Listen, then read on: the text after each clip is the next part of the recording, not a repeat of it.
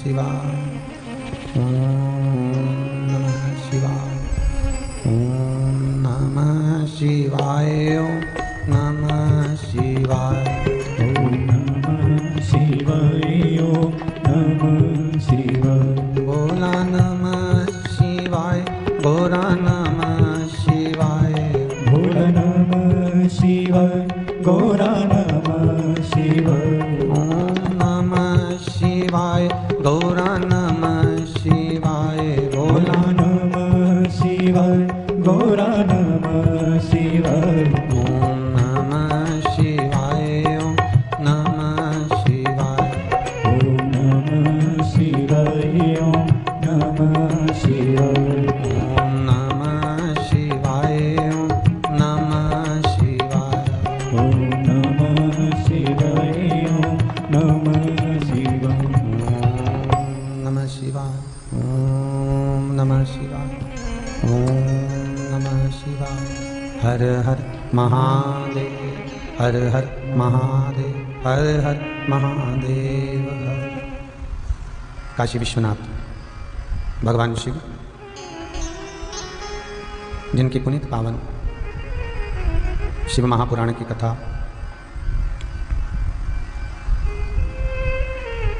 पावन सिद्ध धाम सीहोर सिद्धपुर नगरी के इस एक छोटे से ग्रामीण क्षेत्र में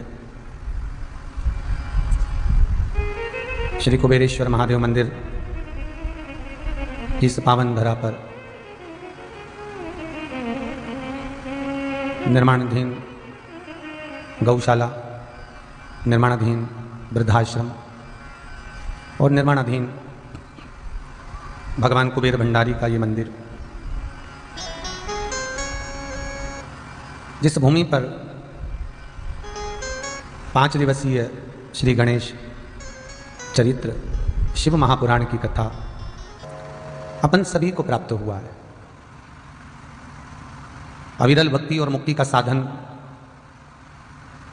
ये पावन शिव महापुराण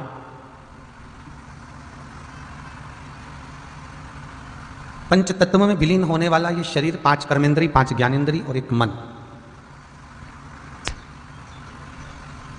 इन इंद्रियों के मात्र वश में कर लेने पर भगवान की प्राप्ति हो जाती है। 5 कर्मेंद्री हो, 5 ज्ञानेंद्री हो और एक मन, और इन सारी इंद्रियों में अगर कोई प्रबल कोई इंद्रिय है तो वो ये नयन है।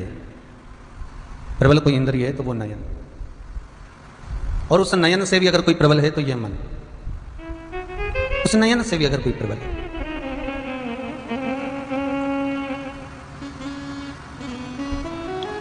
पांच दिवसीय कथा में पंचम दर्शन को समझ लो। भगवान के मंदिर में पहुंचकर ये 5 दर्शन मनुष्य नित्य करता है। पहला भगवान के चरणों का, दूसरा भगवान के नाभिकोश का, तीसरा भगवान के वक्षस्थल का, चौथा भगवान की शिखा का, और 5वां भगवान के नयन का।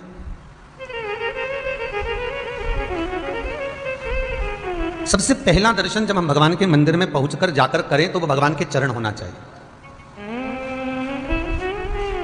परमात्मा के चरण। और चरणारविंद का दर्शन कर भगवान से विनती करो, हे प्रभु, तन कहीं पर भी रहे, ये शरीर कहीं पर भी रहे, पर मन आपके चरणों में सदा रमा रहे, ऐसी कृपा करो।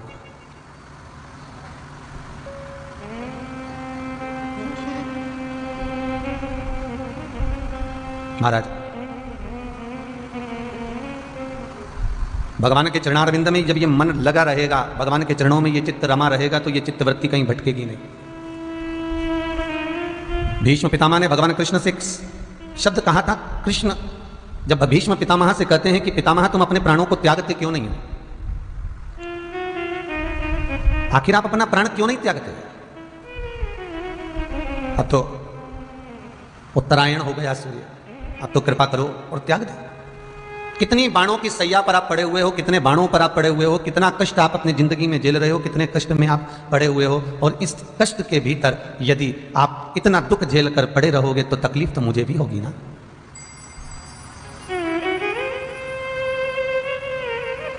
दुख तो मुझे भी होगा। आपसे निवेदन है, आप इस शरीर को त्यागो।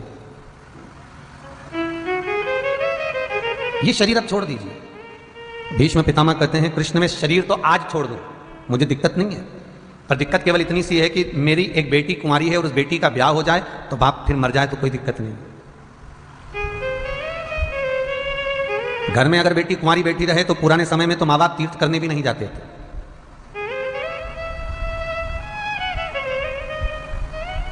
अगर घर में बेटी कुंवारी बैठी और तुम कहो कि मैं मर जाऊं तो मर भी नहीं सकता जब तक कन्यादान ना कर दो।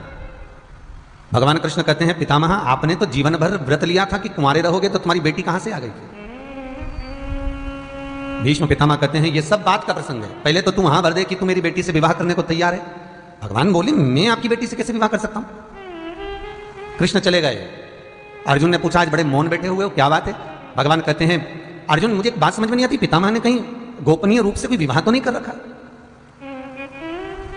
आज पितामह कुछ ऐसे शब्द कर रहे थे कि तुम्हारी अगर कोई तुम्हें विवाह करना है मेरी बेटी के साथ, तो उनकी बेटी कहां से आ गई?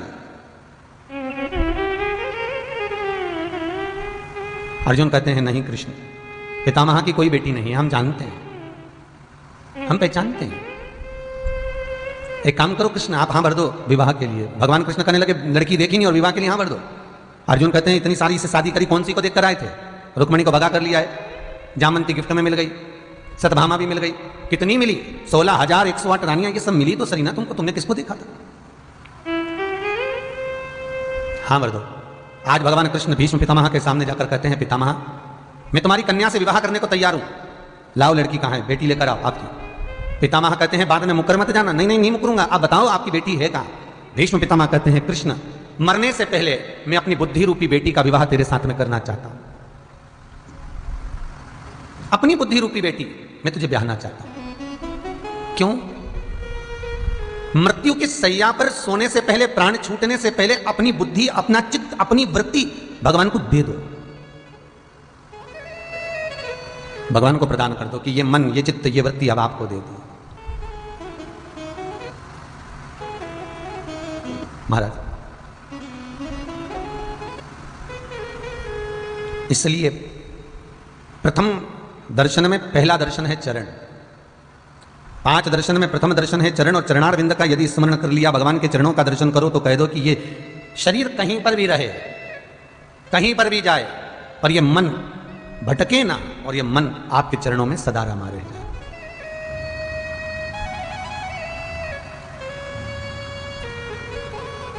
कहीं दूसरी जगह ये चित्त जाए ना, ये मन, ये चित्त, ये वृत्ति वहीं लगी हुई और लगे रहे।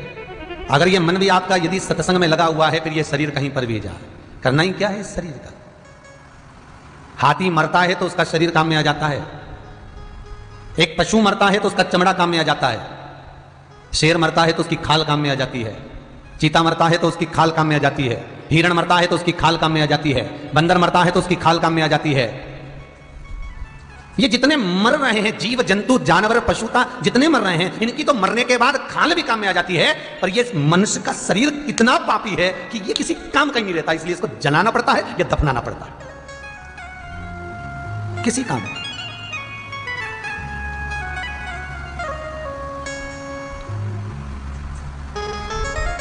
ये मनुष्य का शरीर कितना झूठ कपट बेईमानी प्रपंच से भरा हुआ है कि वो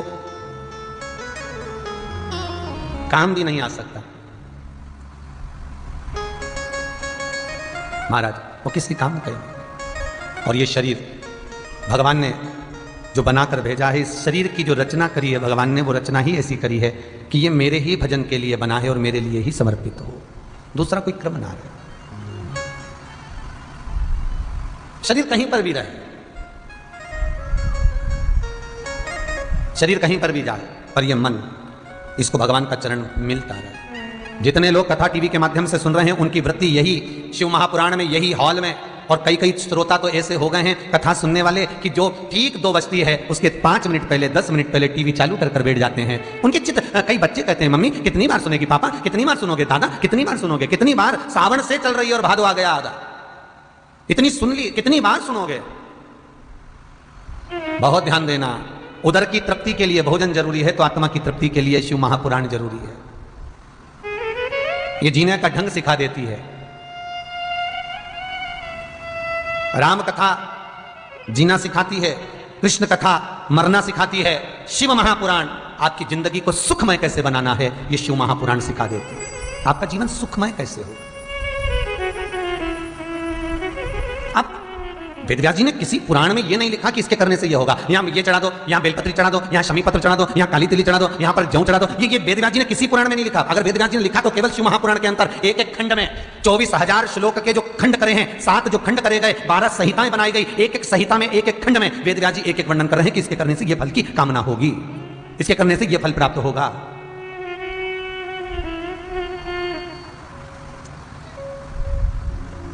क्यों? क्योंकि मनुष्य पृथ्वी पर रहता है और देवाधिदेव महादेव भी पृथ्वी पर रहते हैं। वो कैलाश पर, और कैलाश कहीं वैकुंठ में नहीं है, कैलाश कहीं ब्रह्मलोक में नहीं है, कैलाश किसी स्थान पर नहीं है। कैलाश अगर है तो यही पृथ्वी पर। आप और हम सब कैलाश पर ही तो रह रहे हैं। ये संपूर्ण ब्रह्मांड वही तो है।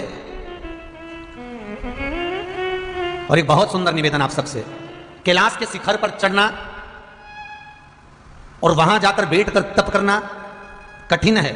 आप नहीं जा सकते, मत जाओ। आप कैलाश पर नहीं जा सकते, वहां बैठकर तप नहीं कर सकते, अमरनाथ की गुफा में बैठकर साधना नहीं कर सकते, मत बैठो। पर शिव महापुराण की कथा कहती है कि घर में बैठकर भी इस मन को, इस वृत्ति को, इस चित्त को आप कैलाश पर्वत बना लीजिए। घर में बैठकर भी इस मन को, इस बुद्धि को, इस चित्त को आप अमरनाथ बना लीजिए। इस मन को आप केदारनाथ बना लीजिए। इस मन को इतना शीतल बना लो, इतना शांत, इतना स्नेही बना लो कि दुनिया के लोग कहें कि ये शंभु, ये शंकर, ये त्रिकालदर्शी, ये कैलाशी, ये अविनाशी का भगत आ रहा है। जब उज्जैन में 84 महादेव की कथा हुई थी, उज्जैन में 84 महादेव की यात्रा रखी थी, तो कथा के जो पंडित जी थे, श्री राम जी शर्मा, गोपाल मंदिर वाले पंडित जी, मुख्य यजमान बने थे पंडित जी। आपने सबने टीवी पर कथा भी देखी थी। जहां बैठ गए, जो मिल गया पा लिया, 2 रोटी का आनंद कर लिया, जीवन सुखमय और शांतिपूर्ण जी रहा है। हमने उनसे कहा, आपके मुंह से कभी हमने तेज आवाज नहीं श्रवण करी।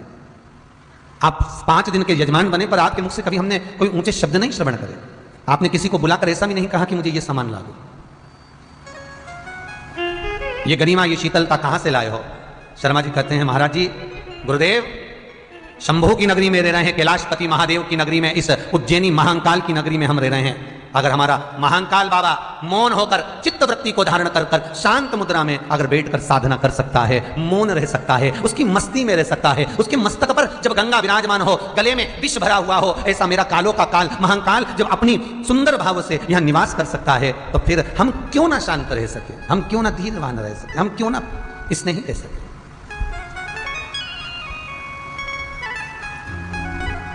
हम तब साधना में नहीं डूब सकते तो मन को तो शांत बना सकते हैं।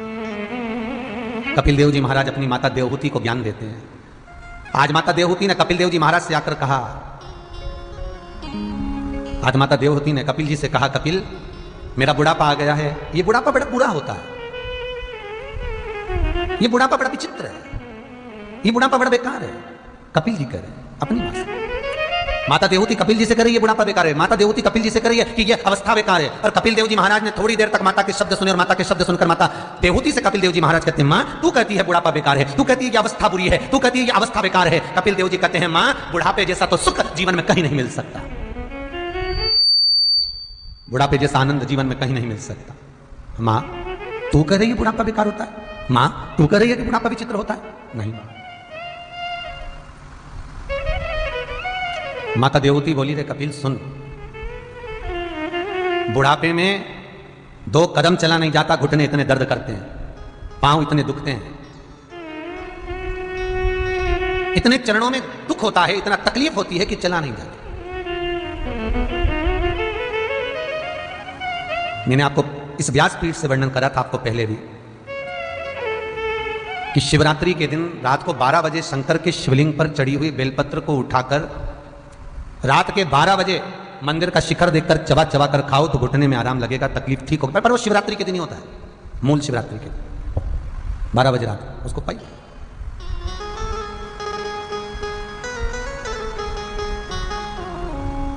महाराज सूरत से किसी बहन ने अपना फोटो भी डाला है और एक मैसेज भी डाला है। समीर जी के पास है, अगर टीवी चैनल वालों के पास ना हो तो उनसे लेकर दिखाना। उसने मैसेज में लिखा है कि डॉक्टर ने मेरे घुटने बदलने का बोला था, पर कहीं शंकर की कथा श्रवण करने को मिल गई। मैंने बस नेट पर बुक डॉक्टर का एड्रेस निकाल रही थी और उसमें मैंने डाल दिया था कि घुटने का दर्द के लिए वो डॉक्टर का एड्रेस निकाल रही थी और कहीं उसको कथा मिल गई और वो कथा का स्मरण उसने कर लिया। उसका फोटो भी आया है महिला का मैसेज, और उसने लिखकर भेजा है कि मेरे घुटने आज तक मुझे तकलीफ नहीं। ये विश्वास, ये भरोसा। कपिल देव महाराज से माता देवहूति कर रही, बुढ़ापे में पांव बेकार हो जाते हैं। कपिल जी महाराज कहते हैं, मां बुढ़ापे में भगवान पांव क्यों बेकार कर देता है? बुढ़ापे में भगवान क्यों पांव बेकार करता है? उसका कारण केवल इतना सा है मां कि तूने जगत में खूब घूम लिया, तू जगत के रंग खूब देखकर आ गई, पूरे जगत को घूम कर आ गई मां, और अब इस जगत में तुझे नहीं घूमना है, अब घर में बैठकर तुझे साधना करना है, घर में बैठकर तुझे भजन करना है। कपिल देव से मां देवहूति कहती है, नैनों से दिखाई नहीं देता बुढ़ापे में। कपिल जी महाराज कहते हैं, मां बुढ़ापे में दिखाई नहीं देता। भगवान कहता है, जगत को खूब देख लिया, भीतर से मुझे देख ले। बुढ़ापे में सुनाई नहीं देता। कपिल जी महाराज माता देवहूति से कहते हैं, मां जगत की बहुत सुन ली, अब परमात्मा की सुन ले। देवहूति कहती है, कपिल बुढ़ापे में हाथ थर थर कांपते हैं। कपिल जी महाराज कहते हैं, मां बुढ़ापे का सबसे बड़ा लाभ ही यह है, जब माला जपने के लिए बैठो और मन का जब गिरे, हाथ थर थर कांपे, तो एक की जगह दो गिर जाए, तो भगवान कहते हैं बुढ़ापे में एक की जगह दो का पुण्य फल प्राप्त हो जाता है। अवस्था, बुढ़ापा बेकार नहीं। बुढ़ापे का परम आभूषण क्या है? क्या होगा तुम्हारे पास में कि तुम्हारे परिवार वाले तुम्हें पूछ लेंगे? क्या होगा तुम्हारे पास में कि तुम्हारे रिश्तेदार भी तुम्हें पूछ लेंगे? क्या होगा तुम्हारे पास में कि तुम्हारे बेटा बहू तुमको 2 रोटी दे देंगे?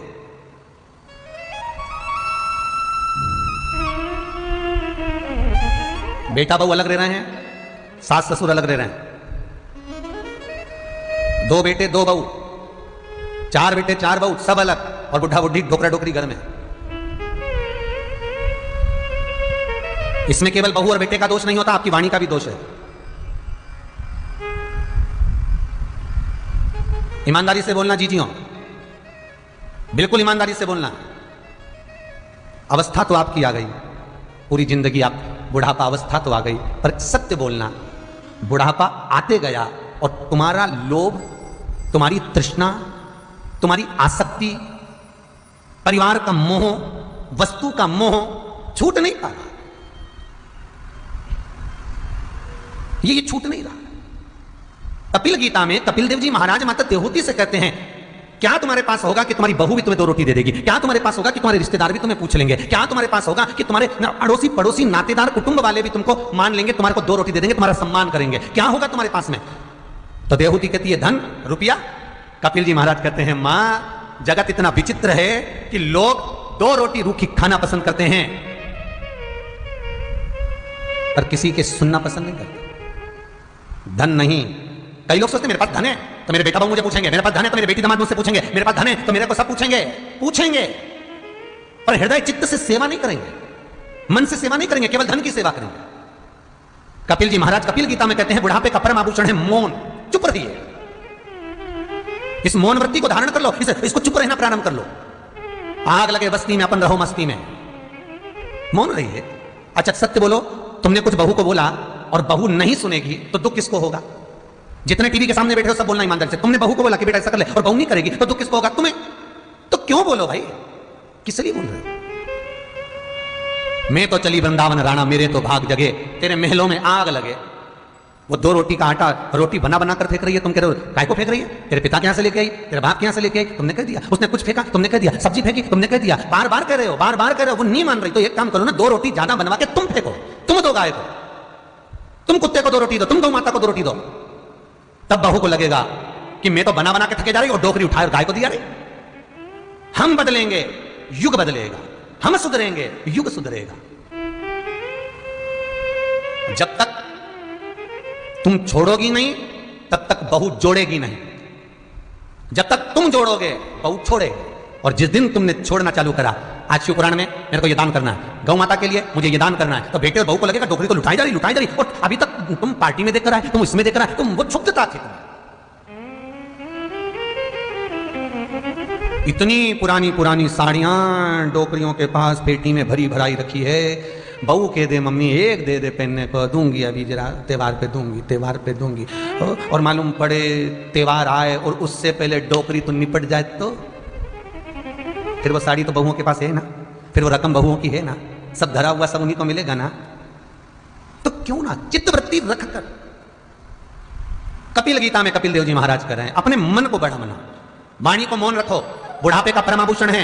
4 लोग आपका सम्मान करेंगे, 50 लोग आपके आगे पीछे घूमेंगे। ये जितने मंत्री संतरी होते हैं, नेतागण होते हैं, इनके पीछे दुनिया के लोग केवल पैसे के चक्कर में घूमते हैं कि यहाँ का टेंडर मिल जाएगा, यहाँ का ये काम हो जाएगा, वहाँ का ये काम हो जाएगा, वहाँ से ये फायदा हो जाएगा। ये जितने चेले चपाटे घूमते हैं मंत्री संतरी के पीछे, नेतागणों के पीछे, ये केवल इसलिए घूमते हैं कि इनका ये काम हो जाएगा, उनका ये काम हो जाएगा। पर ईमानदारी की बात है, जब वक्त आएगा और कुर्सी छीनी जाएगी तब तुम्हारे साथ कोई खड़ा नहीं मिलेगा। क्यों? क्योंकि तुम वाणी के धनी नहीं हो पाए, तुम व्यवहारिकता के धनी नहीं हो पाए, तुम प्रेम के धनी नहीं हो पाए। मेरा निवेदन है, बुढ़ापे को सुंदर बनाना है तो वाणी में थोड़ी सी मिठास ले आओ। बुढ़ापे को सुंदर बनाना है तो अपनी वाणी को थोड़ा मौन कर लो। बुढ़ापे में अगर जगत से आदर पाना है, सत्कार पाना है, सम्मान पाना है, सारे जगत में अगर तुम्हें अपना नाम करना है तो तुम्हें व्यवहार बदलना पड़ेगा, अपनी व्यवहारिकता को प्रेम में बदलना पड़ेगा। हम जगत को ना बदलें, बदलना हमें पड़ेगा। बदलना हमको है, और नहीं तो यहीं सब धरा रह जाना। मकान, जमीन, जायदाद, घर, बंगला, प्रॉपर्टी सब बनाया, सब छूट जाना। सब बनाने को हम भी हमारा घर बना लेते। कभी आप लोग जितने सुन रहे हो कभी घर आकर देखना, वही 4 कमरे का मिलेगा। तुम्हारे घर में तो एसी भी लगा मिलेगा, हमारे यहाँ एसी भी नहीं है। तुम्हारे यहाँ तो चाय पीने की वो लकड़ी की सामने टेबल भी मिलेगी, वो हमारे यहाँ टेबल भी नहीं।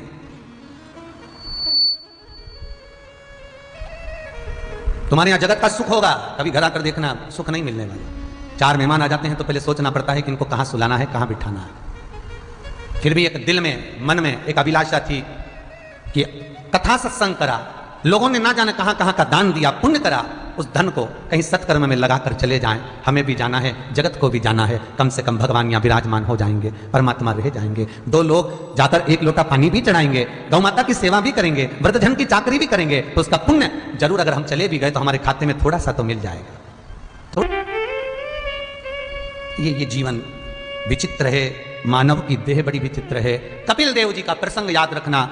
जीवन में एक बार मौका मिले तो कपिल गीता को पढ़ना कि कपिल देव जी महाराज अपनी माता देवहूति से कहते हैं, माँ जगत को मत बदलना तू, माँ देवहूति अगर बदलना तो अपने आप को बदल लेना माँ। क्यों? क्योंकि जगत बढ़ता चले जा रहा है। ये जगत के लोग ये सोचते हैं तुम दिन भर बड़बड़ करोगे तो लोग सोचेंगे पागल हो गई है, तुम दिन भर बोलोगे तो कहेंगे कि इनकी तो टॉर्चर करने की आदत हो गई है, तुम रोज रोज कुछ बोलोगे तो लोग हस्तक्षेप करेंगे। पत्नी पति से कहेगी तुम्हारी माँ पागल हो गई, दिन भर टोकती रहती है, बेटा माँ से कहेगा माँ क्यों बोलती है। बस यही क्रम करते करते घर टूट जाता है। अरे आग लगे बस्ती में, अपन रहो मस्ती में, जिंदगी जीना कितनी है, भजन कर कर जियो। और अगर दिल में थोड़ा सा भी दुख है, अगर दिल में थोड़ी सी भी तकलीफ है, तुम्हारे जीवन में अगर तुम्हारे भीतर कष्ट है, तो मेरे महादेव के चरणों में जाकर, मेरे कुबेर भंडारी के चरणों में जाकर, मेरे कुबेरेश्वर के चरणों में जाकर, मेरे शंकर के पास जाकर दिल से एक बार कहना कि मुझे ये दुख है। हरेगा दुख तो वही हरेगा, किसी की सामर्थ्यता नहीं हरने की, वो हर सकता है। उससे बोलो तो, उससे कहो तो।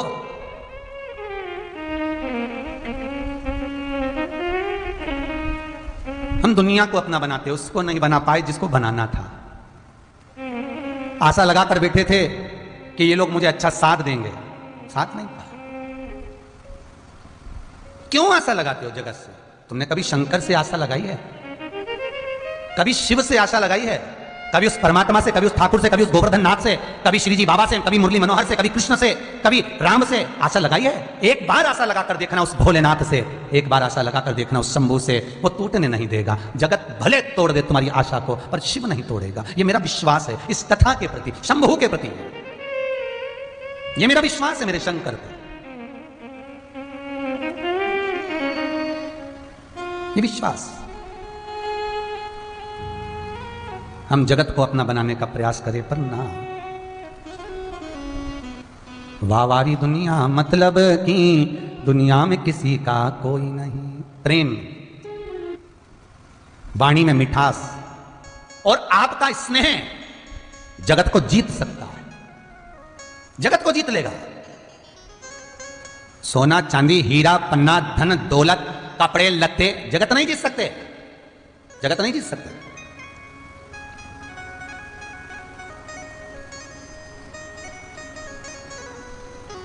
बस उस शिव की शरण में जाकर उस शंकर का अनुमोदन कर कर उसके चरणारविंद को रमते हुए दिल से कह देना, भोलेनाथ बस तू मेरा है, उनमें तेरा हूं, जगत सब कीर्ते, दुख भी आया तो तू निभाना।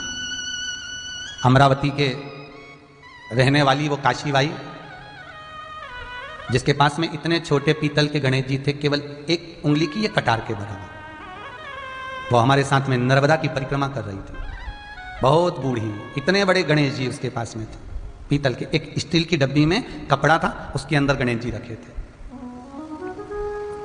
कहीं नर्मदा के घाट पर गणेश जी नहाते समय कहीं लुढ़क गए, मिले नहीं, बहुत रोई, बहुत। हमने कहा काशी भाई क्या हो गया, मेरा गणेश यहाँ घूम गया। तू कहाँ नहा रही थी? मैं वहां नहा रही थी। गणेश जी को कहाँ नहीं लाया था? मैं ही साथ में नहीं लाया था।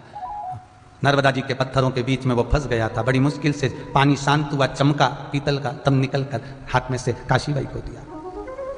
अमरावती के सती मंदिर के पास में किराए की खोली में काशीबाई रहती थी।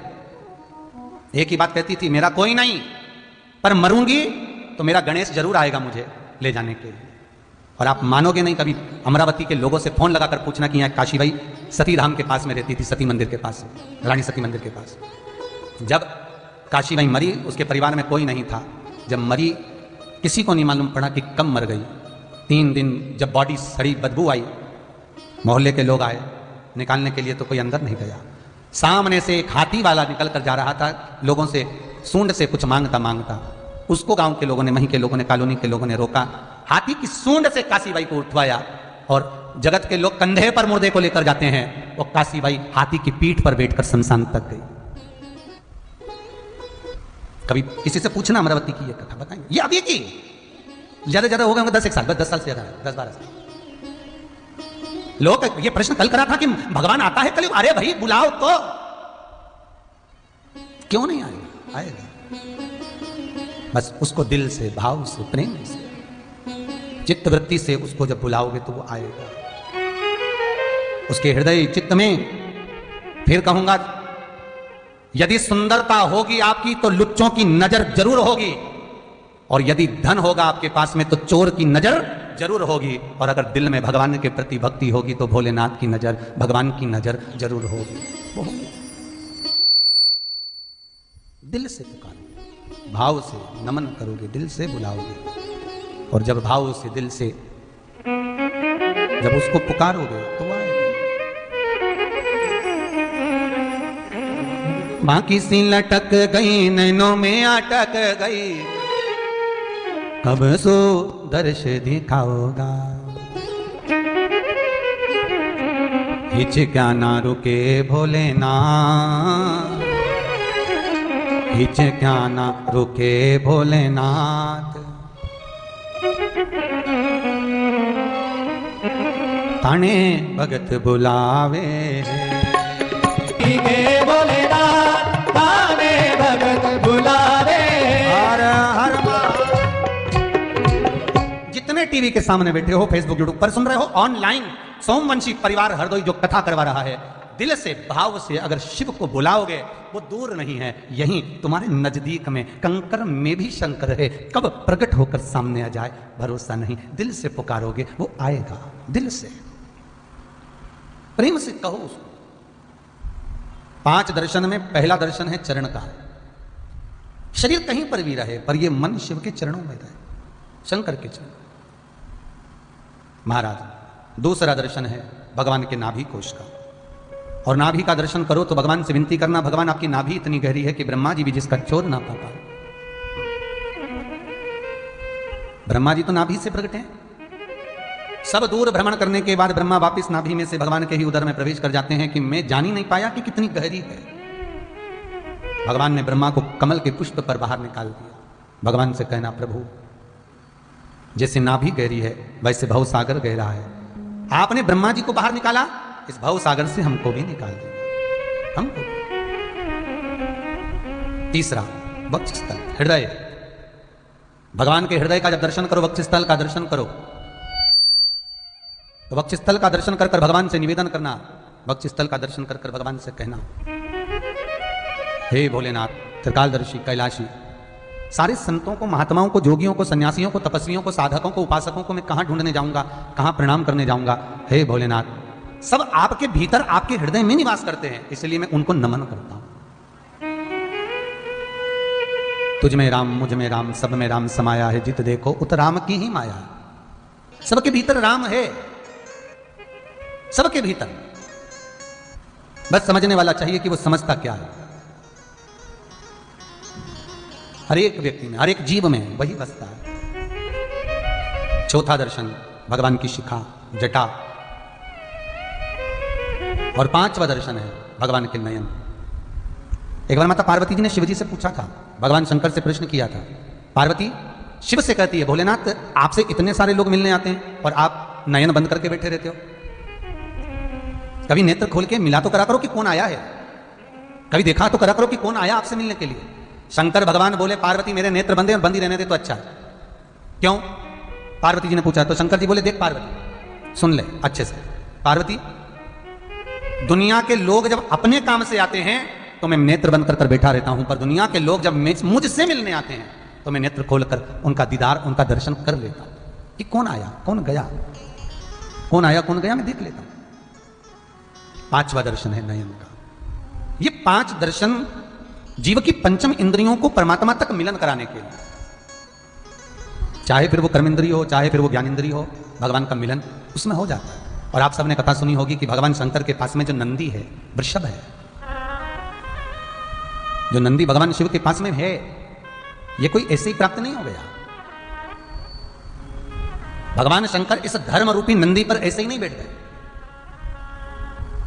मां जगतजननी शेर पर बैठती है और भगवान भूत भावन वृषभ नंदी पर, और नंदी धर्म है, उस नंदी पर ऐसे ही नहीं बैठ गए। घोर तप प्रजापतियों ने करा, घोर। विश्वकर्मा जी के कहने पर प्रजापतियों ने खूब तप करा, खूब साधना करी। हजारों वर्ष तक प्रजापति तप करते रहे, हजारों वर्ष तक, हजारों वर्ष तक प्रजापति तप करे। एक बहुत सुंदर बात कहेंगे, श्री गणेश चरित्र शिव महापुराण में आप जो श्रवण कर रहे हो उसमें ध्यान देना। बुधवार के दिन दुर्गाष्टमी है, गौरी अष्टमी है, राधाष्टमी है महाराज। और बुधवार के दिन जो अष्टमी पड़ रही है, बड़े समय के बाद आनंद करने वाली है महाराज। जो गणेश जी के चतुर्थी से लेकर वैकुंठ आनंद में अनंत चौदस तक जो पड़ रही है, उसके आनंद सुख को अपन धारण करें।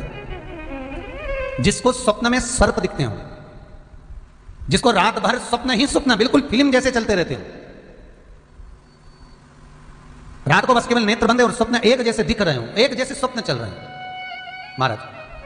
पूरी रात एक स्वप्न पूर्ण होता है, दूसरा स्वप्न आ जाता है, दूसरा स्वप्न पूर्ण होता है, तीसरा स्वप्न आ जाता है, तीसरा पूर्ण होता है, चौथा स्वप्न आ जाता है। जिनको रात भर स्वप्न पे ही स्वप्न नजर आ रहे हो, दिख रहे हो। निवेदन है, ये बुधवार की जो अष्टमी आ रही है, उस दिन मूंग को गलाकर, हरा मूंग गलाकर, उसमें थोड़ा सा चावल डालकर, बिना नमक का, वो मूंग और चावल थोड़ा सा गुड़ साथ में रखकर, जिस स्थान पर आप सोते हो उस स्थान पर आधे घंटे रखकर किसी वृषभ को, वृषभ मतलब बेल को, नंदी को, वो मूंग चावल और गुड़ दोपहर में 12 बजे से लेकर 4 बजे के बीच में जो खिला देता है, जिसको स्वप्न आते हैं वो अपने हाथ से सामने रखकर खिला दे महाराज। उसको स्वप्न आना, रात भर जो नींद नहीं आती, केवल स्वप्न ही स्वप्न दिखते हैं, वो स्वप्न समाप्त हो जाते हैं, वो स्वप्न दिखना समाप्त हो जाते हैं महाराज। वृषभ वो केवल एक ही बार करना है आपको। और अच्छी नींद के लिए भी आपको पहले भी वर्णन किया है। भगवान शंकर की जो 5 पुत्रियां हैं, जया, विषहरा, शाम्भवी, दोतली और देव, भगवान शिव की जो 5 बेटियां हैं, रात्रि को सोने से पहले हाथ की अंजलि में जल लेकर जया, विषहरा, शाम्भवी, दोतली और देव, इन 5 कन्याओं का नाम लेकर आचमन कर कर जो रात्रि में विश्राम करते हैं, उनको रात भर नींद चकाचक आती है। फिर उनको कोई चिंता न करने की जरूरत नहीं पड़ती, वो मस्त आनंद में सोते, गोली खाने की भी जरूरत नहीं पड़ती उसको, गोली भी नहीं खाती महाराज। शिव कथा कह रहे हैं।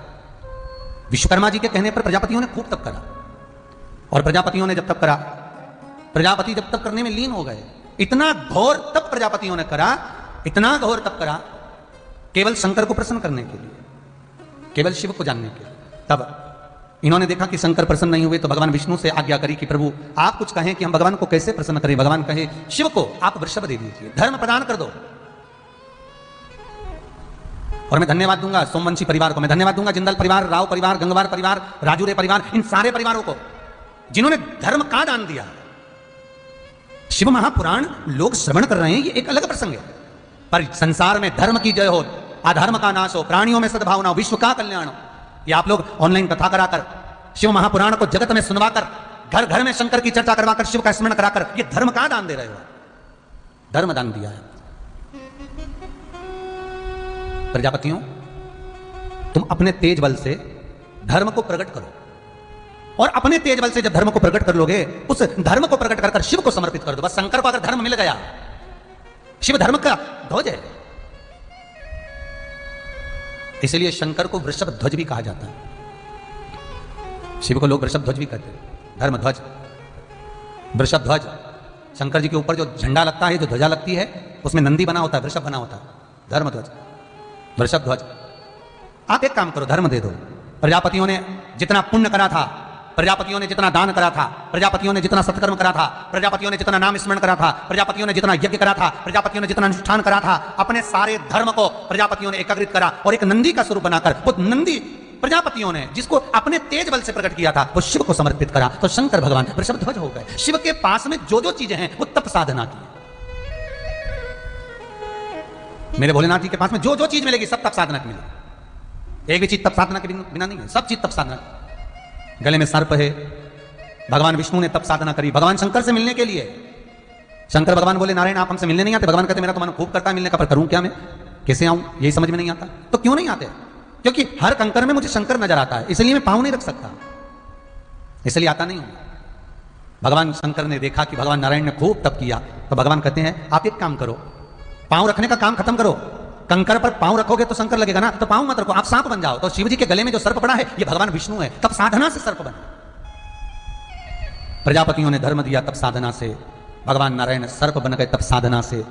भगवान शंकर के मस्तक पर जो चंद्र विराजमान है, ये तप साधना से विराजमान है, तप साधना से। शंकर भगवान के परिवार में जितने बच्चे हैं, ये भी तप साधना के। गंगा जी ने तप करा, कार्तिकेय महाराज प्रकट हुए, कार्तिकेय महाराज प्राप्त हुए। पार्वती जी ने तप किया,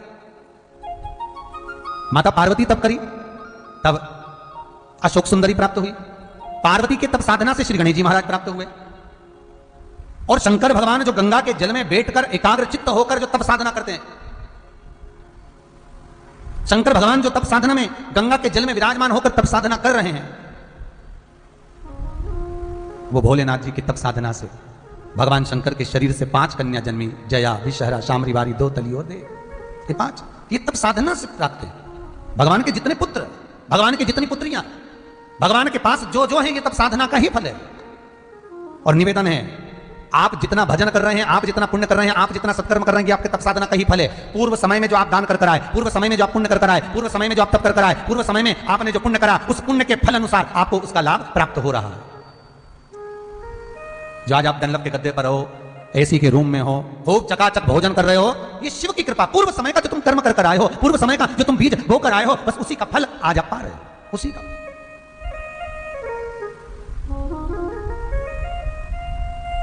वो कहते ना, मेरे भोले के दरबार में सब लोगों का खाता, किसी को कोड़ी कम नहीं देता, किसी को दमड़ी ज्यादा। भोले बाबा के दरबार में सब लोगों का खाता, सबकी लेखनी उसके पास में लिखी हुई है, हर एक का हिसाब उसके पास जमा हुआ, वो देता है। आज श्री गणेश जी महाराज मां जगतजननी जगदम्बा के पास में आए, और मां जगतजननी जगदम्बा के पास में आकर श्री गणेश जी महाराज ने मां जगतजननी से, मां जगदम्बा से 3 प्रश्न करें। देवता और दानव, इनके जो प्रश्न होते हैं, इन प्रश्न का जो आनंद होता है, वो जीवन को सुख पहुंचाने वाला, सुखमय बनाने वाला। मां जगतजननी कैलाश पर्वत पर शिला पर बैठी हुई है, और भगवान श्री गणेश जी महाराज आज मां जगदम्बा के पास में आकर विराजमान हो गए। रिद्धि सिद्धि अंदर भवन में भोजन बना रहे हैं। शिव का परिवार देखना कितना आनंदमय। अंदर भवन में भोजन माता रिद्धि और सिद्धि बना रही हैं। सीख लो माता पार्वती जी, माता पार्वती से सीख लो, माता रिद्धि सिद्धि से। निवेदन है माताओं से, बुजुर्ग माताओं से, सब कुछ छोड़ना पर रसोई घर मत छोड़ना। जैसे माता पार्वती बहुएं जब भोजन बनाती थी, तब माता पार्वती कभी रसोई घर में नहीं जाती थी। और माता पार्वती का नियम था, जब भोजन बनाने बहुएं रसोई घर में जाए उससे पहले माता पार्वती रसोई घर में घूम कर आती थी। आप भी जाओ, पर बहुएं जब भोजन बनाए जब मत जाना। आप जाओ, मना नहीं है, पर जब भोजन बनने की तैयारी हो तब देख कर आओ फ्रिज में कितना सामान पड़ा है, रोटी कितनी पड़ी है, सब्जी कितनी पड़ी है, कितना सामान कैसा रह गया। क्योंकि आप घर के बुजुर्ग हो, आप घर के बड़े हो, आपको ध्यान रखना पड़ेगा। पर ये टॉर्चर नहीं करना है, टोकना नहीं है, बस देख कर आना, बोलना नहीं है। क्योंकि बोल भी दोगे और बच्चा भी है तो क्या कर लोगे, बोल के हो जाओगे ना पूरे, क्या मतलब बोलना भी नहीं, बस देख कर आना। माता पार्वती प्रवेश कर कर भवन में रसोई घर में देख कर आ जाती थी। और माता पार्वती जब देख कर आई और रिद्धि सिद्धि ने भोजन सिद्ध करा, भगवान भोलेनाथ को भोग लगा, देवता होन पाए, गणेश जी महाराज, कार्तिकेय महाराज, अशोक सुंदरी, जया, विषहरा, शामरी बारी, दो तली देव, जब ये सब पा रहे हैं, देख रहे हैं। गणेश जी महाराज पास में बैठकर मां जगत जननी जगदम्बा से, माता पार्वती से प्रश्न कर रहे हैं। पहला प्रश्न है श्री गणेश जी महाराज का मां जगत जननी से, मां जगदम्बा से, मां भवानी से। मां, जब मनुष्य जन्म लेता है उस समय से लेकर मनुष्य के जब प्राण छूटते हैं उस बीच में मनुष्य क्या केवल पूर्व का कर्म का भोग ही भोगता है?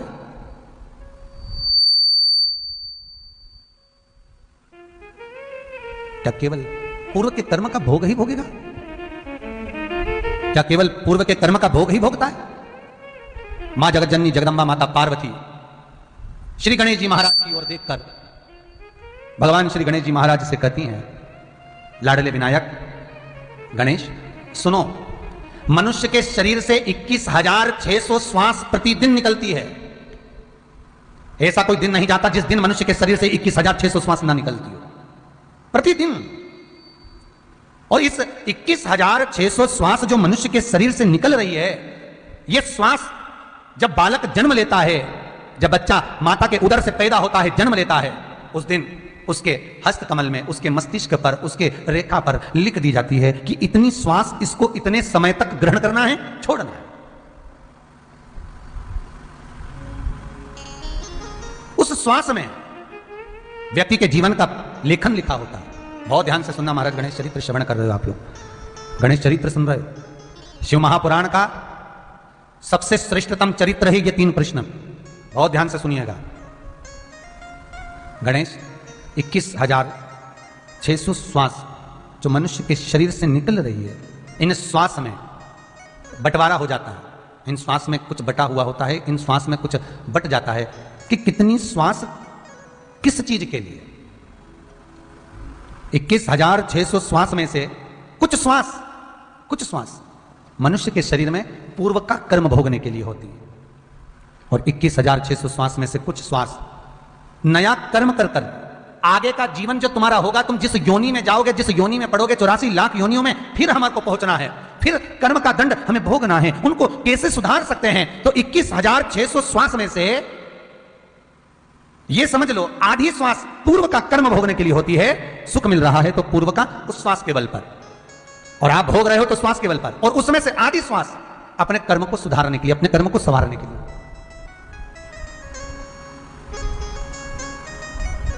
अपने कर्म को हम संवारे, उसके लिए प्राप्त होती है। तो सुनो गणेश, तुमने प्रश्न किया है कि जन्म से लेकर मृत्यु की सैया पर पड़े हुए मनुष्य की जो श्वास चलती है उसमें वो अपने कर्म का भोग भोगता है। तो मां जगत जननी कहती है केवल कर्म का भोग तो भोगता ही है। सुख भी मिल रहा है तो पूर्व में करे कर्म के अनुसार, अगर कुछ मिल रहा है तो पूर्व में करे कर्मों के अनुसार, अगर दुख भी मिल रहा है तो पूर्व में करे कर्मों के अनुसार। पर सुनो, इन्हीं मनुष्य की देह में जन्म से लेकर मृत्यु की सैया तक जो अच्छा कर्म वो करता है, वो आगे चलकर उसको फिर पुनः प्राप्त हो जाता है, वापिस उसे प्राप्त हो जाता है, फिर वापिस मिल जाता है। इसलिए मत बुरे कर्म कर बंदे वरना पछताएगा, भगवान की आंखों से तू बच नहीं पाएगा, तू बच नहीं पाएगा। अरे ओ अज्ञानी मत कर नादानी, अरे ओ अज्ञानी मत कर नादानी। हमें अपना मार्ग सुलभ बनाना है, हमें अपना मार्ग प्रशस्त करना है, हमें अपना मार्ग श्रेष्ठतम बनाना है, हमें अपने मार्ग को अच्छा बनाना है, श्रेष्ठ बनाना है। दूसरा प्रश्न, श्री गणेश जी महाराज माता से कहते हैं, मां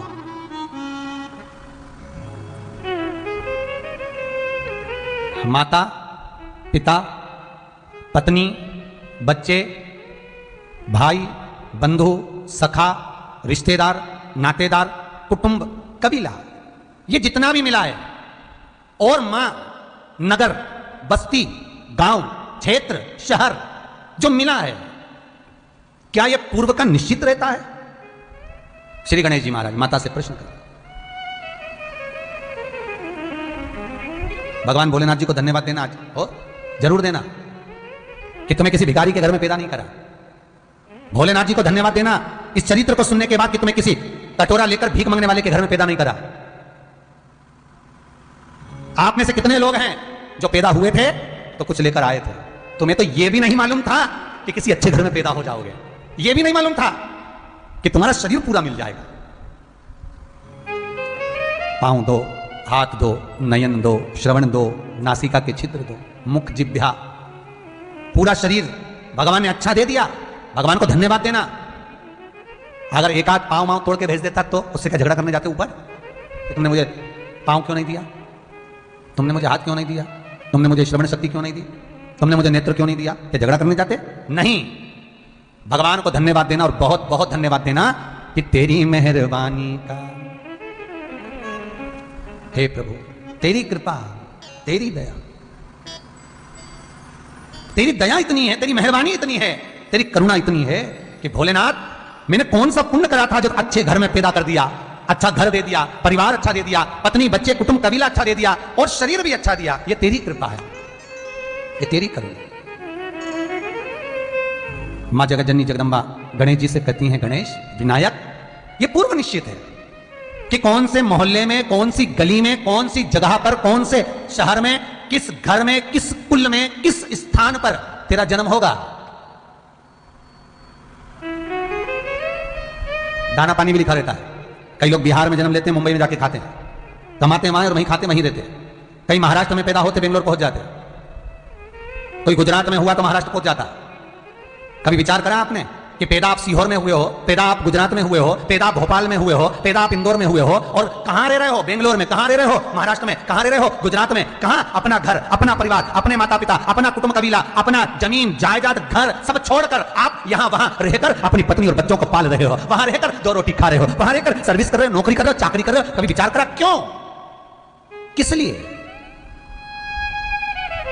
अरे भैया, गरुड़ पुराण में एक लाइन आती है, बड़ी सुंदर है, गरुड़ पुराण का 3रा अंश, उसमें यहां तक लिखा है, किसी डॉक्टर को जाकर आप दिखा रहे हो, वो इंजेक्शन लिख रहा है या इंजेक्शन लगा रहा है, उसमें भी आपका कर्म का भाग है, उसमें भी कर्म का भाग है।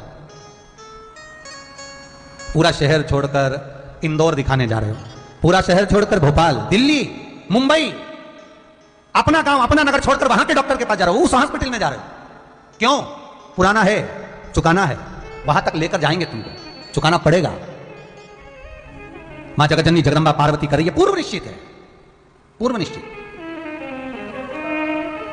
किस गांव में, किस नगर में, किस मोहल्ले में, किस जगह पर आपका जन्म हो रहा है, और कहां जाकर आपको कमाना है, कहां जाकर आपको खाना है, कहां जाकर परिवार के साथ में रहना है, किस भूमि पर आपको भोग भोगना है, किस भूमि पर जाकर तुम्हारे प्राण छूटेंगे, यह तक निश्चित है। मृत्यु वहां तक ले जाएगी, जन्म के बाद वो वहां तक भूमि ले जाएगी। कोई कोई तो इंडिया में पैदा हुआ विदेश में रह रहा है, भारत की भूमि पर रहने के बाद में विदेश में रह रहे हो, विदेश में कमा रहे हो, विदेश में खा रहे हो, वहां रह रहे हो, और कई विदेशी आकर यहां रह रहे हैं। क्यों? क्योंकि वहां का लिखा है अन्नदाना पानी, निश्चित है वहां मिलेगा। हमसे लोग कहते हैं इतना बड़ा मंदिर आप बना रहे हो, इतनी गौशाला बना रहे हो, वृद्धाश्रम बना रहे हो, किसी तीर्थ में बनाना था, और तीर्थ में बनाते तो थोड़े रूम बना लेते तो किराए से चले जाते तो अच्छा चलता। ज्यादातर लोग ऐसे ही बनाते। यहां जंगल में कौन आएगा? सीहोर से भी 9-10 किलोमीटर दूर, कोई बड़ा शहर भी नहीं है, आष्टा भी 30 किलोमीटर दूर, कौन आएगा यहां? भैया, यहां होटल के रूम नहीं है, यहां रुकने की व्यवस्था नहीं है। यहां है तो मेरा कुबेरेश्वर महाराज, यहां है तो मेरा भोला भंडारी, गौ माता और वृद्धाश्रम। आओ, सेवा करो, चाकरी करो, दर्शन करो, स्मरण करो, रुको 2 घंटा, 4 घंटा, 8 घंटा, 10 घंटा, खूब भजन करो, और अपने घर जाओ, रोटी खाओ, चक्रो। क्यों आना था भोले बाबा को यहां?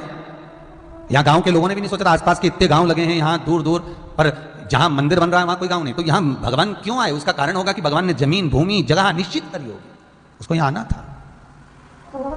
गणेश सुन, भूमि, जगह, तिथि, समय, वार निश्चित होता है। ये परिवार जो मिला है, ये कुटुंब जो मिला है, ये कबीला जो मिला है, ये माता पिता जो मिले हैं, ये भाई बंधु जो मिले हैं, ये सखा जो मिले हैं, ये पूर्व के निश्चित हैं। किसी का भोग कर कर तुम आ गए हो, वो तुमको मिल गया, उसको चुकाना है। किसी का कुछ ले लिया, उसको चुकाना है। ये कर्म के अनुसार चुकाने के लिए हमें मिले। तीसरा प्रश्न श्री गणेश जी महाराज का, यदि मनुष्य, मानव इस भूमंडल पर आए और मनुष्य इस पृथ्वी पर आए और आकर यदि भगवत नाम ना ले, स्मरण ना धारण करे, चित्तवृत्ति ना धारण करे, भगवत भजन करे ही ना, तो उस मानव का आगे का लेख क्या होता है?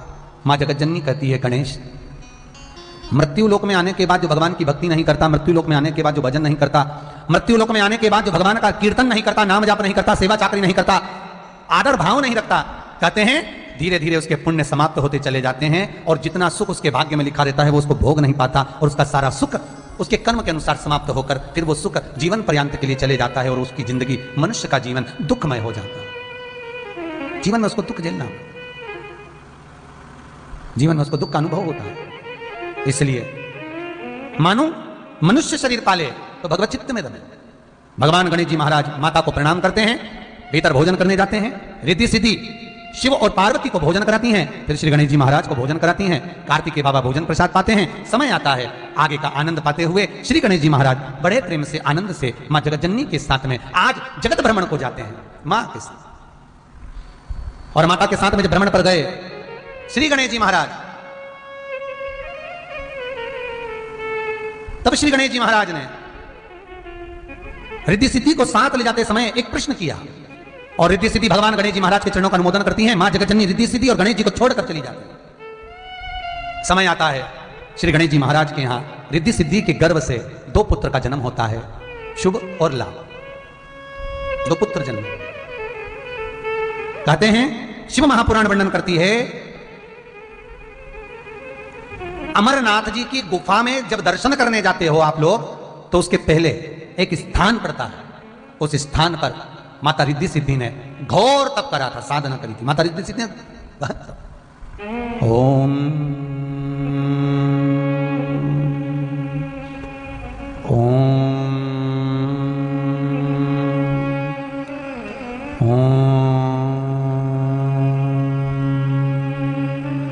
गहन तत्व माता रिद्धि सिद्धि तब साधना में लीन, गौर तप कर, गौर तप।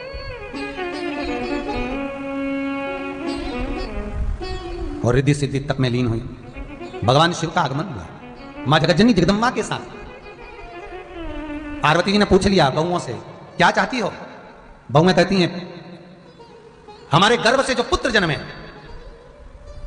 जैसे श्री गणेश जी महाराज का प्रथम भाव रखा जाता है, हमारे पुत्र जो हमारे गर्भ से जन्मे वो जगत का कल्याण करने वाले हो, जगत का हित करने वाले।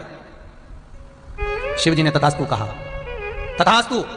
और माता पार्वती ने उसी समय अपनी गोदी में से बेलपत्र के पत्र उठाकर माता पार्वती ने दोनों बहुओं की गोदी में डाल दिया। देखो मेरी मां जगतजननी जगदम्बा को देखो, नारी को अखंड सौभाग्य देने वाली है तो मेरी मां है, गोदी में लाल देने वाली है तो मेरी मां है। जीवन का सुख देने वाली है तो मेरी मां है, दे रही है। कहे चली जा रही है, चली आ रही है, मां शेरों वाली चली आ रही है, चली लाल देने वाली। आज रिद्धि सिद्धि की गोद में भी लाल दे रही है, रिद्धि सिद्धि की गोद में भी संतान दे रही है। संतान का सुख देने वाली है मां, अखंड सौभाग्य देने वाली है मां। जीवन का सारा सुख अगर दे सकती है तो मेरी मां जगतजननी दे सकती है। रिद्धि सिद्धि के घर में 2 पुत्र हुए, शुभ और लाभ। एक बार रक्षाबंधन का त्योहार है, या माता लक्ष्मी निकल कर जा रही थी।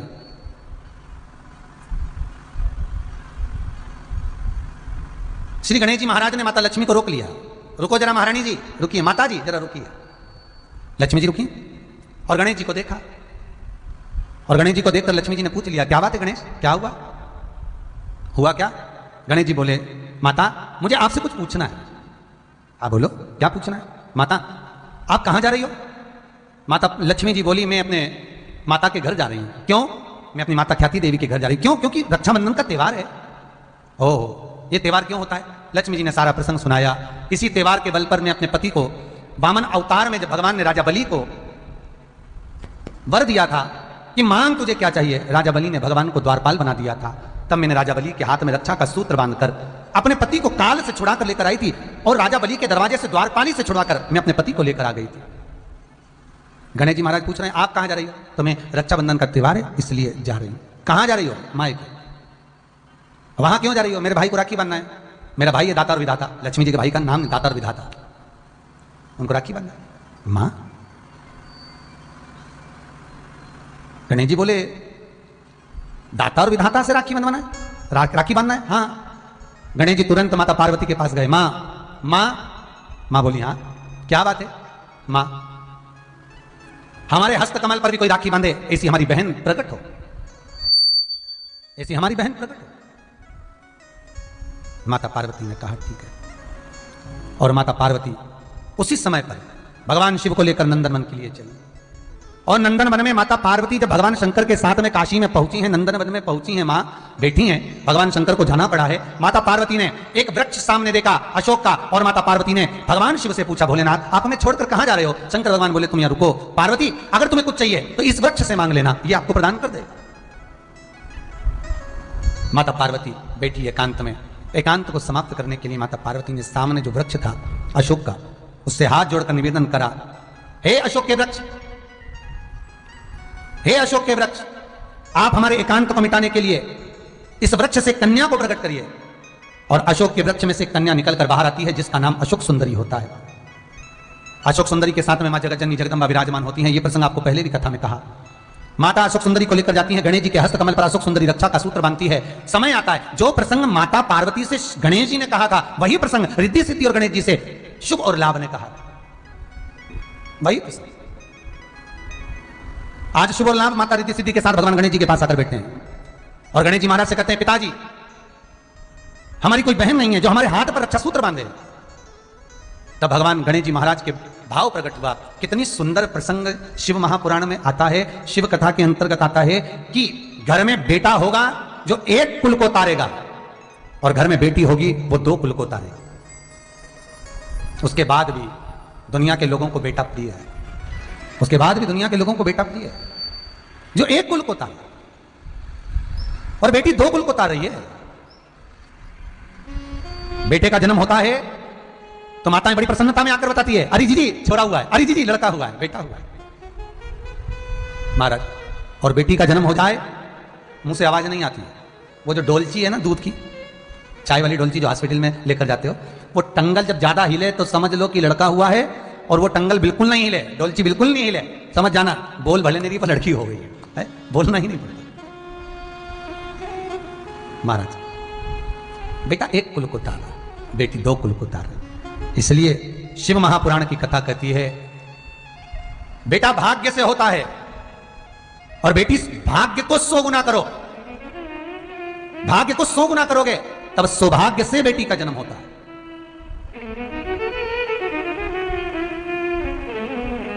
और बहुत ध्यान देना महाराज, फिर निवेदन करूंगा जो पहले कहा आज फिर कह रहा हूं, जो पहले कहा है वो आज फिर कह रहा हूं। जन्म मरण और परण 3, जन्म मरण और परण ये 3 मेरे शंकर के हाथ में है। जन्म कहां होगा, किस घर में होगा, किस जगह पर होगा, कौन से नगर में, कौन से गांव में, कौन बस्ती में, किस जगह पर पैदा होगे जन्म होगा, ये वो निश्चित करेगा। जन्म मरण कहां पर मृत्यु लिखी गई है, कहां मौत होगी, कहां प्राण जाएंगे, ये भी उसने निश्चित करा। मरण परण विवाह, खूब देखकर अच्छे संबंध करा, लड़की खुश रहेगी, खूब पैसा है साहब, अरे क्या समझी मिला, क्या ब्याह मिला, खूब पैसा, खूब पैसा। कितना देखा था समुद्र देवता ने लक्ष्मी को विवाह करने से पहले, कितना देखा था। नारायण के पास में कितना है, भगवान विष्णु के पास में बैकुंठ, सोने की अंबारियां, सोने के कलश, सोने का मंडप, सोने का तोरण, सोने के कलसा कितना देखा था, पर समुद्र देवता को यह मालूम था कि लक्ष्मी जी चरणों में बैठी मिलेगी। धन बहुत है, पर माता नारायण के चरणों में बैठी है, माता नारायण के चरणों में विराजमान है। और सबने मना करा था, पार्वती विवाह मत कर, पार्वती शंकर भस्मी रमाते हैं, जटा जूट बांधते हैं, मृगछाला पहनते हैं, गले में सर्पों की माला पहनते हैं, मुंड माला धारण करते हैं, अरे पार्वती मत ब्याह कर। हिमालय राज कहते हैं मैं बेटी नहीं ब्याऊंगा ऐसे घर में, मेरी बेटी को तो मैं अच्छे घर में दूंगा। पर किस्मत देखो, जहां राजसी ठाट देकर समुद्र देवता ने लक्ष्मी को ब्याया था, माता लक्ष्मी भगवान विष्णु के चरण के पास में मिलती हैं, और जहां कुछ भी नहीं था, कोई धन नहीं, कोई वैभव नहीं, कोई सत्ता नहीं, कोई राजसी ठाट नहीं, वहां हिमालय राज ने अपने इतने राजसी ठाट में से बेटी को ब्याया था। वहां जाकर देखते हैं तो कम से कम प्रसन्नता तो होती है कि पार्वती शिव के नजदीक वाम अंग पर विराजमान है, पास में बैठी है।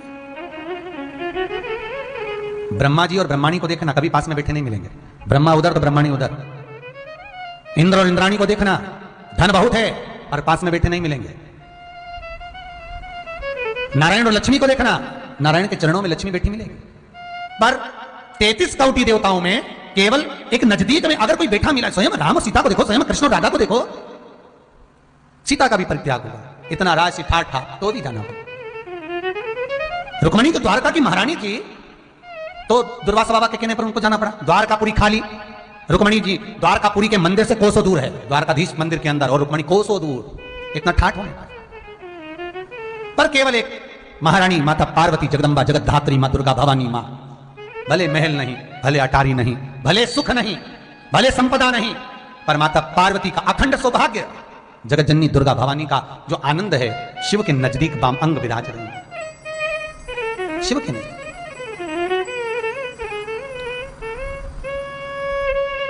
और दे मां नजदीक बैठी, तो ये ना सोचें कि बेटी को अच्छा घर देखना है, अच्छा बंगला देखना है, गाड़ी देखना है, बेटी को सारा सुख देखना है, ये ना देखे। बहुत देखा, हो सकता है भाग्य में जो लिखा होगा वो तो मिलना ही है। इसलिए उस जगतजननी जगदम्बा से विनती करो, महारानी से निवेदन, हे मां कि लहंगा भी लाल तेरा, चूड़ा भी लाल है, ओ मैया श्रृंगार तेरा लाल है। भगवान गणेश जी महाराज के सम्मुख आनंद पाए, रिद्धि सिद्धि ने साधना करी, तब करा, और तब साधना कर कर आज शुभ और लाभ जब निवेदन करें हैं श्री गणेश जी महाराज से विनय करें, तब गणेश जी महाराज रिद्धि सिद्धि को पास में बिठाकर हस्त कमल रखकर, और भगवान गणेश जी और रिद्धि सिद्धि की साक्षी में शुभ और लाभ के हस्त कमल पर रक्षा सूत्र बांधने के लिए भगवान गणेश जी महाराज ने अपने शरीर से, अपने हृदय चित्त से एक कन्या को प्रकट करा, जिसका नाम संतोषी हुआ। यह शुभ और लाभ की बहन है। देखिए, शंकर जी की बहन क्षिप्रिया, जिसको लोग क्षिप्रा कहते हैं, गणेश जी की बहन अशोक सुंदरी, जया, विषहरा, शामरीवारी, दोतली, और शुभ और लाभ की एक बहन जिसका नाम है संतोषी।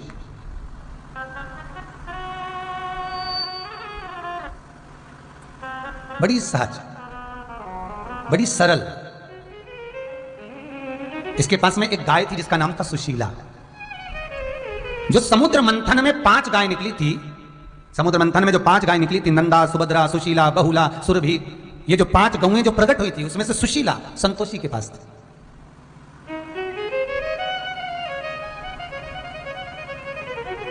शांत चित्तवृत्ति, धीर, नमन। संतोषी ने गणेश जी के पुत्र शुभ और लाभ के हस्त कमल में रक्षा सूत्र बांधा, पूरा परिवार आनंद समाहित हुआ। समय आया, शुभ और लाभ आनंद से विराजमान हुए, पूरा गणेश जी का परिवार सुख में आनंदित हुआ। आगे जो प्रसंग आया शिव महापुराण का, सुंदर गणेश चरित्र शिव महापुराण को जो हम श्रवण कर रहे हैं, उसमें जो अगला व्याख्यान वर्णन किया, भगवान के सुंदर प्रसंगों को सुनते हुए 12 ज्योतिर्लिंग का स्मरण चित्त धारण कराया महाराज। शिव महापुराण का सुंदर प्रसंग जो चंचुला देवी श्रवण कर रही है बिंदु के मोक्ष के लिए, महाराज वो पावन प्रसंग 12 ज्योतिर्लिंग पर आता है। पहला श्री सोमनाथ जी का वर्णन किया है, पहले भी आपको वर्णन किया। दक्ष प्रजापति ने चंद्र को श्राप दिया था, तेरी काया खराब हो जाएगी। चंद्रदेव की काया गल गल कर जमीन पर गिरने लगी। देवर्षि नारद के कहने पर चंद्रदेव ने शिव जी का आराधना करी, भगवान शंकर प्रकट हुए, चंद्र की काया ठीक करी, भगवान सोमेश्वर महादेव के रूप में विराजमान हुए, सोमनाथ जी के। अगला वर्णन आया श्री मल्लिकार्जुन। कार्तिकेय बाबा रुष्ट होकर गए, शंकर भगवान और माता पार्वती उनको श्रीशैलम पर मनाने के लिए पहुंची, भगवान मल्लिकार्जुन के रूप में विराजमान हुए। आगे वर्णन आया महाकाल दूषण नाम के राक्षस का संहार करने के लिए भगवान कालों के काल महाकाल प्रकट हुए, उज्जैनी में निवास किया, ऐसे भगवान महाकाल विराजमान होते हैं। अगला वर्णन आया है ओमकारेश्वर। बिंद नामक पर्वत ने भगवान शंकर की आराधना करी, नर्मदा ओम के रूप में विराजमान हुई, शिव जी ओमकारेश्वर के रूप में विराजमान होते हैं। फिर अगला वर्णन आया केदारनाथ नर और नारायण पर्वत ने तप कर साधना कर भगवान शिव को विराजमान करा। फिर वर्णन आया भीमाशंकर, कुंभकर्ण की धर्मपत्नी करकटी और करकटी का पुत्र था भीम, जिसको मालूम पड़ा कि मेरे ताऊ और मेरे पिता को देवताओं ने मारा तो सारे मंदिर देवालय तोड़ दिए। भगवान शंकर उस भीम का संहार करने के लिए पधारे तो शंकर जी का नाम भीमाशंकर हो गया। अगला वर्णन है काशी विश्वनाथ। शनि महाराज ने अपनी माता को लात मारी, उनका पांव जब टूट गया, टेढ़ा हो गया, तब भगवान देवर्षि नारद के कहने पर गंगा के घाट पर एक शिवलिंग की स्थापना कर पूजन करी। तब भगवान शंकर आनंद के साथ आकर शनि महाराज के चरण को ठीक करते हैं। महाराज भगवान शिव का नाम विश्वनाथ हो गया, काशी विश्वनाथ। पहले भी वर्णन किया है, आपको आज फिर कहते हैं, काशी 5 कोस की मोक्ष देने वाली, अभी मुक्त नगरी है काशी, मोक्ष नगरी। अगला वर्णन श्री त्र्यंबकेश्वर का आया। गौतम बाबा पर गौहत्या का दोष लगा और गौतम बाबा की धर्मपत्नी अहिल्या ने ब्रह्मा विष्णु और महेश की आराधना करी, भगवान शंकर त्रिवेणी के रूप में आकर विराजमान हुए, ब्रह्मा विष्णु महेश के रूप में विराजित होते हैं। त्र्यंबकेश्वर में से जल की प्रभाव हुआ, उसी जल के अंदर गौतम बाबा ने स्नान करा, गौहत्या के दोष से मुक्त हुए। अगला वर्णन आया है वैद्यनाथ। रावण शिव जी को लेकर जा रहे थे, भूमि पर रखा, शंकर वहां विराजमान हुए। फिर अगला वर्णन आया नागेश्वर। दारुक नाम के राक्षस का संहार भगवान ने करा, नागेश्वर के रूप में भगवान शिव विराजमान हुए। फिर वर्णन आया रामेश्वर। रामेश्वरम ज्योतिर्लिंग का स्मरण कराते हुए आपको पहले भी कथा सुनाई, भगवान राम जी महाराज ने शिव जी की स्थापना करी, रामेश्वर के रूप में विराजमान हुए। अगला वर्णन आया है श्री कृष्णेश्वर। सुधर्म नाम के ब्राह्मण की 2 धर्मपत्नी थी, घूष्मा और सुदेहा। सुदेहा के यहां संतान नहीं हुई, पर घूष्मा के यहां संतान हो गई। सुधर्म ने घूष्मा के पुत्र को सुदेहा को दे दिया, सुदेहा ने पाल पोस कर बड़ा करा, बच्चे का विवाह कर दिया, घर में बहू आ गई, बहू को मालूम पड़ा मेरी असली सास तो घूष्मा है। सुदेहा को पूछना बंद कर दिया, सुदेहा को क्रोध आ गया और सुदेहा ने उसी समय बेटे के टुकड़े टुकड़े कर पोटली में बांधकर तालाब में फेंक दिए। बेटा ही नहीं रहेगा तो बहू किस काम की। तालाब में जब बच्चे को फेंक दिया, आकर बहू ने देखा तो पति नहीं दिखा। घूष्मा का नियम था, सोमवार को शंकर भगवान का शिवलिंग बनाती थी, विसर्जन करने तालाब में जाती थी। आज विसर्जन करने के लिए जब चली, मन में भाव प्रकट हो गया, भोलेनाथ बेटे को बहुत दिनों से नहीं देखा। जैसे ही शिवलिंग पानी के अंदर जाता है, घूष्मा का बेटा जो पहले से मर चुका था 8 दिन पहले, वो तैरता हुआ बाहर आता है। भगवान शंकर ने घूष्मा के बेटे को जीवित करा तो शिव जी का नाम कृष्णेश्वर महादेव हो गया। भगवान कुमरुका जी कहते हैं चंचुला देवी, जो भगवान के इस पावन 12 ज्योतिर्लिंग चरित्र को श्रवण करता है उसकी मनोकामना पूर्ण होती है। बिंदु को प्रेत योनि से छूटता है, देव योनि में जाकर भगवान शंकर का गण बन जाता है। भगवान शिव अपने मस्तक पर चढ़ी हुई बेलपत्र शिव पुराण पर समर्पित करते हैं, निवेदन करते हैं, बाबा भोलेनाथ मेरे पर चढ़ी हुई बेलपत्र जो मैंने शिव पुराण को समर्पित करी है, विराम के दिवस की ये बेलपत्र सुख देने वाली, आनंद देने वाली, संपदा देने वाली होगी। बाबा भोलेनाथ तुमरुका जी को नमन करके बेलपत्र समर्पित कर रुद्राक्ष की माला देते हैं, शिव महापुराण को विराम की ओर लेते हैं। 5 दिवसीय शिव महापुराण की कथा जो आप टीवी चैनल के माध्यम से, फेसबुक यूट्यूब के माध्यम से श्रवण कर रहे थे, सोमवंशी परिवार हरदोई उत्तर प्रदेश से इस पावन कथा को करा रहा था। आप सबने श्रवण करी, अपने जीवन को सार्थक करा। निवेदन करूंगा महादेव सभी के सहयोग से आज ये कथा विराम की ओर। सोमवंशी परिवार को बहुत बहुत साधुवाद, धन्यवाद। जितने श्रोता भाई बहन इस कथा को सुन रहे हैं उनको भी इसका पुण्य फल प्राप्त हो, यही भाव रखते हुए कथा विराम ले रहे हैं।